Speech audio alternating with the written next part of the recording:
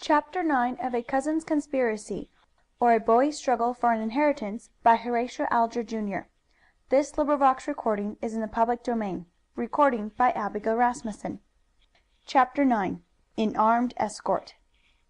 Luke Robbins entered at once upon his duties as janitor of the Emmonsville bank. He was provided with a broom, and in the morning swept the bank. Sometimes he washed the windows, at other times he sat on a bench in the rear of the bank, ready for any call upon his services. Several days passed, and though Luke kept a sharp lookout for the Fox brothers, he did not catch a glimpse of anyone who resembled them. Then one morning Luke went to the bank as usual and put on his Quaker garb. About 11 o'clock an elderly man appeared and presented a check for $500. The money was paid him, and then he lingered a moment, ill at ease.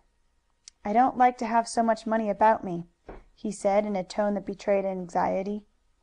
"No doubt you will find plenty who would be willing to relieve you of it," rejoined the paying teller, with a smile. "That's what I'm afraid of. They do say that the Fox brothers have been seen not far away." "Is it absolutely necessary that you should have the money in your possession? You could leave it in the bank, or most of it." "I shall want to use some of it to morrow, and I live 10 miles away, in Claremont." "How are you going back?" asked the teller. "I have a buggy outside." "The road to Claremont is rather lonely, I believe." "Yes," said the elderly man. "Why don't you get someone to go with you?" "I don't know anyone I could get." "I can find you a companion, but he would want to be paid." "I'll pay him if he'll see me through all right." "I have the very man for you. Here, Luke." Luke Robbins heard the call and approached. The farmer looked at him doubtfully. "A Quaker?" he said in a disappointed tone. "He is no more a Quaker than you are. He is a detective, and very anxious to meet either of the Fox brothers," the teller said. The farmer brightened up. "He is the very man I'm after, then." A bargain was struck between Luke and Ezekiel Mason, whereby the farmer promised to pay him $5 to accompany him home and remain overnight at the farmhouse until he had disposed of the money in the way he intended. Luke was glad to accept the proposal. It promised variety and possibly adventure. The farmer climbed into the buggy, and the Quaker detective, following, took a seat by his side. After they had driven some time, they reached a part in the road where for a clear mile in advance there was not a house or building of any kind to be seen. "This is the place I was most afraid of," said the farmer. "Yes, it seems to be lonely. I wish one of the Fox brothers would happen along." "Why?" asked the farmer in a tone of alarm. "Because I'd like to tackle him." "Why are you so anxious to tackle him? I cannot understand." "Then I'll tell you, my honest friend.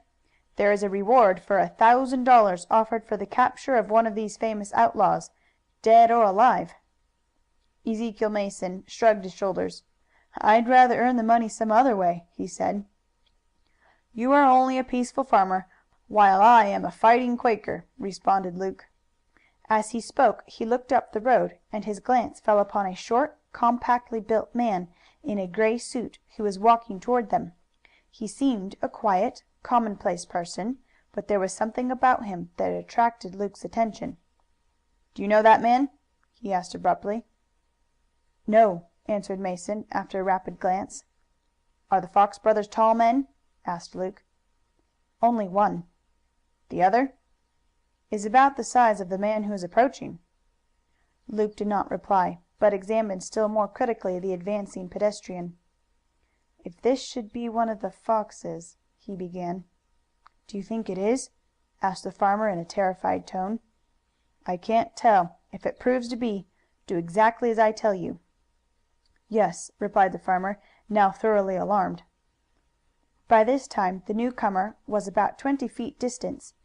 Though his appearance and dress were commonplace, his eyes, as they could see, were dark and glittering. He made a halt. "Friends," he said, "can you oblige me with the time?" The farmer was about to produce his big old-fashioned silver watch when Luke nudged him sharply. "Leave him to me," he whispered in a tone audible only to the farmer. "Thee has asked the wrong party." he said. "We don't carry watches."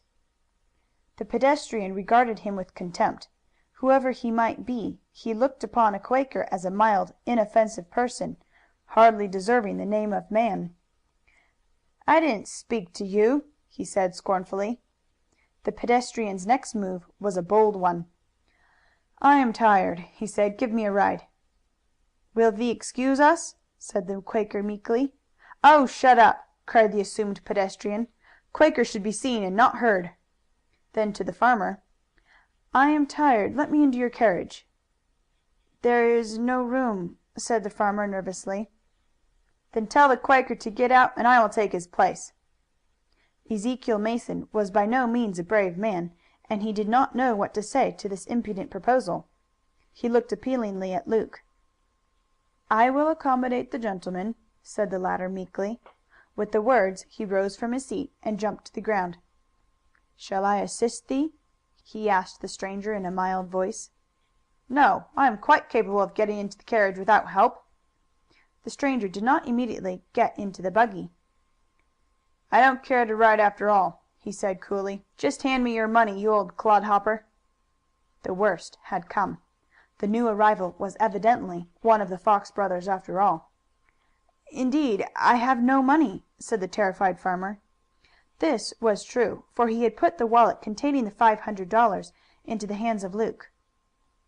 "You lie! You have just come from Emmonsville bank, where you drew a large amount." At this proof of knowledge on the part of the outlaw, the farmer was almost paralyzed. It appeared to him that the robber must be supernaturally gifted. "I haven't got it now," he said. "You lie!" cried the outlaw sternly. "Come down here and give up the money, or I'll shoot you." "You can search me," said Mason desperately. "Come down then." "Thee is very unkind," observed Luke. "Shut up. It is none of your business." "Thee had better come down and let the man search thee," said Luke to the farmer. Chapter 9.